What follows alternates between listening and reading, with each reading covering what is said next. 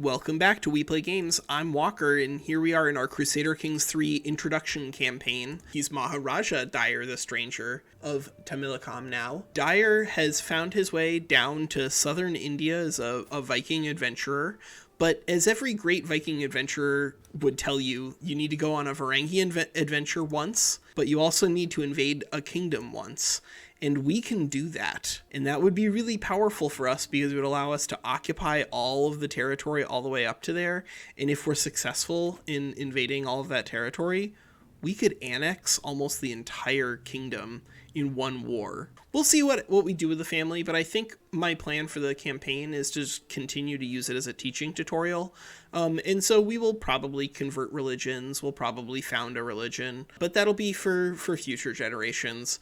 Dyer, he's interested in this war right here. We're really lucky that we brought over a giant brood of children, because we were able to establish a lot of alliances here inside of the subcontinent. An alliance is formed whenever you have a marriage here. Marriage between anyone inside of your extended family. And so that is going to include children and grandchildren as close family members as well.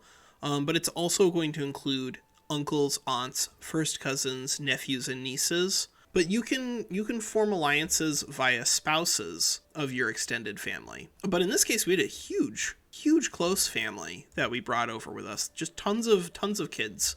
And most of them daughters. Look, we had 1, 2, 3, 4, 5, 6 daughters in a row. And so we just went out and found a bunch of husbands here in the subcontinent. And that means that we have just tons of allies to call upon. And now when we go to declare our war against Rashtrakuta, we'll be able to call all of those allies in. It'll come with a prestige cost. And some of them might not like it, but most of them will say yes. And we should be able to use that giant numerical advantage to hopefully siege down as much of this as possible. If we wanted to be really smart about it, the right thing to do would actually probably be to declare war for the Rashtrakuta kingdom itself, and then we could siege up this way. That might be the smarter way to do it, honestly. It means we'll need another war, but frankly, our alliance network is so huge. I can't see multiple wars against Rashtrakuta being a bad thing, because our army, the other thing that we're going to be focusing on here in this video, is pretty immense.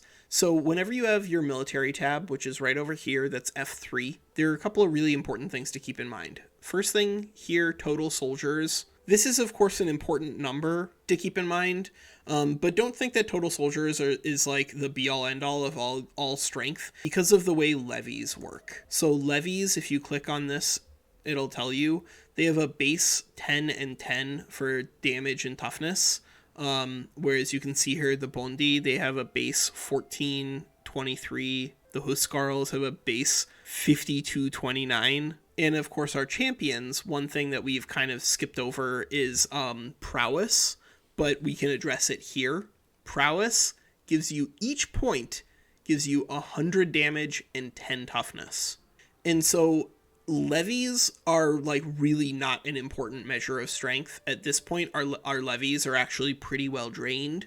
Most of that is going to be due to the fact that a lot of this territory is territory that we conquered extremely recently. And so it's still replenishing their levies, and we've also been on basically a non-stop warpath. Ever since establishing ourselves down here, we did go out and just burned down a lot of the immediate Deccan Plateau for raid gold. But now we're ready to put it to work. And the way that you should put your money to work in Crusader Kings 3 is through good champions. You can get good champions by inviting them, but you can also get good champions by pressing C and just searching via prowess, all, inside diplo range, not ruler, adult. And then the gender needs to be based off of the martial customs of your culture. In this case, our martial culture is men only, so they have to be male. And then by searching by prowess, you can actually find some really very capable knights that you can potentially use. And remember that each point of prowess is 100 damage. That's 10 levies for each point of prowess. And so you want to make sure that you're not running around with crazy low prowess knights, because you can just punch way above your strength if you have a lot of knights. And you can, of course, increase your knight cap in a couple of ways. You get extra knights from being on the higher up on the prestige rank, the level of fame. As you gain prestige, you'll also be gaining fame in the background, all the way up to living legend. But you gain fame from other things, not just from prestige. You gain fame, for instance, from winning wars. There are also some traditions here inside of your culture that can modify your champions, either by adding extra strength, like only the strong, for instance, plus 100% knight effectiveness, plus 2 number of knights. This is a cultural tradition that you could have if you wanted to really lean into your champions. And it can be very powerful, especially if you have a bunch of other things that are stacked together to increase the prowess of your culture. You can get a lot out of only the strong. And of course, recognition of talent that can get you better knights from the invite champions decision. And you get a large number of your champions just from the rank of your main title. In this case, we are a king, so we get a base of 7. And you can sometimes get them from war banners as well. But champions are very powerful, and you should make sure to use them, because they have a really big bonus to them too, which is that they're extremely efficient when it comes to supply.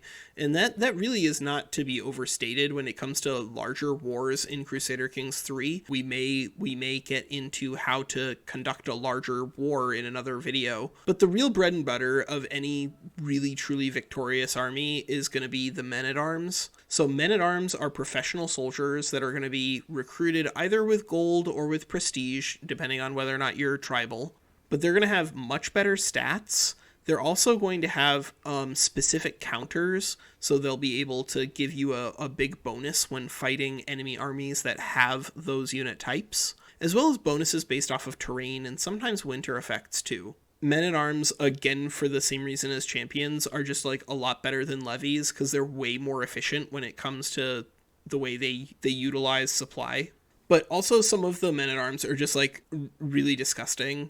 Like here we have Varangian veterans, 5834. And they even have some pursuit and some screen. So up here in this tooltip, you can see we have 58 damage and 34 toughness. But we also have 10 pursuit and 5 screen. And this is a stat that comes into play whenever an army has been defeated and is running away. Anytime an army is in retreat, then their screen stat comes in to protect their army as it retreats. But if you're ever destroying your opponent and chasing them down, then pursuit is extra damage in that pursuit phase. You also occasionally sometimes get special soldiers down here. In this case, Jarl Dyer spawns with 1,000 special troops. Most of them will have very specific rules about whether or not they will stand down on succession. In this case, they would stand down on succession, so I'm happy using them in basically every war we fight from here on out as Dyer, because these guys are gonna leave when the old man does. But this is all under your armies. There are 2 more really important tiles here. There's Mercenaries and Holy Orders. In this case, there is no Asatru Holy Order, but if there was one, then you could use the Holy Order in basically any sort of fight against an evil faith. And if you're fighting against a hostile or evil faith that's attacking you, including peasant uprisings, then the Holy Order will actually fight free of charge. And they're going to be very powerful. They will occasionally ask for control over specific cities or fortresses or whatever from you if you are their patron.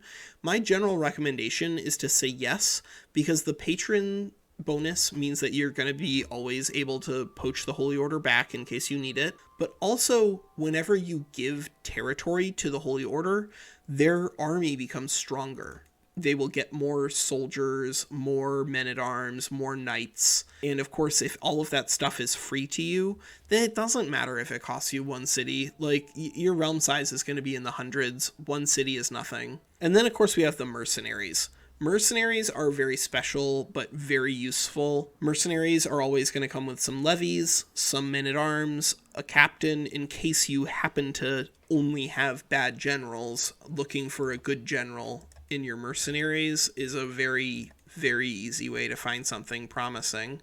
They'll also come with a couple of knights, but they're a great way to get extra punch for your army. especially in terms of finding men-at-arms that counter the men-at-arms of your opponents. In this case, we're so much stronger than Rashtrakuta that I'm not going to worry about mercenaries.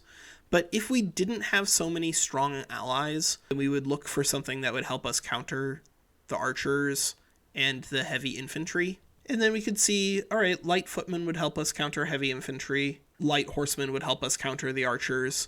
And then we could spend our gold to hire these mercenaries. And the mercenaries would fight for us for a 3-year contract. They're going to reinforce themselves all on their own.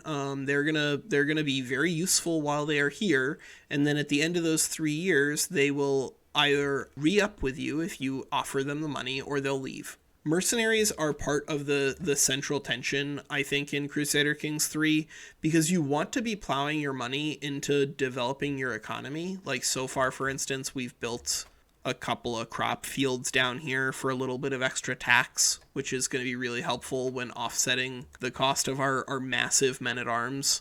But we also don't want to go too low in terms of our total money here, because money is really, really important. If we end up getting into a fight with a brother who has tried to overthrow us, having 250 gold might be the difference between being the emperor of the Deccan Plateau or being dead in a ditch somewhere. So yeah, that's Walker, that's alliances and armies. In our next episode, we are going to show how to conduct a grand-scale war. We will attack the Rashtrakuta kingdom, and we probably won't be greedy about it. We'll probably just take here, but that'll still position us very well to form the Deccan Empire in a generation or two. All right, that's Walker. Take care.